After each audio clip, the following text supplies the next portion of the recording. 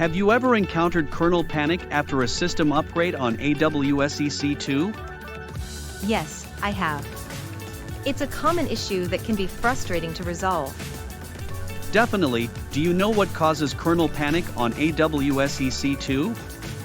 There are several causes, such as missing initramps or init images, incomplete kernel or system packages installation, and missing third-party modules. That's a lot of potential causes. How can we resolve the issue? There are two effective methods. The first is to use the EC2 serial console for Linux, and the second is to use a rescue instance. Additionally, we can use these methods to resolve missing third-party modules. That's good to know. What's the EC2 serial console for Linux? It's a tool that aids in troubleshooting boot, network, and SSH configuration issues without a working network connection. You can access it using the Amazon EC2 console or the AWS CLI. I see. And what about the rescue instance method?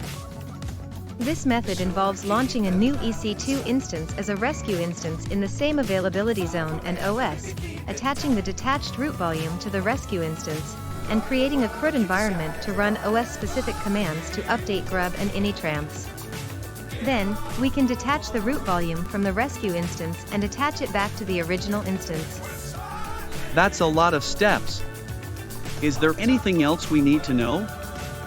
Yes, for missing third-party modules, we can use one of three options to determine missing modules from the initramps or init image. Then, we can attempt to add it back to the kernel.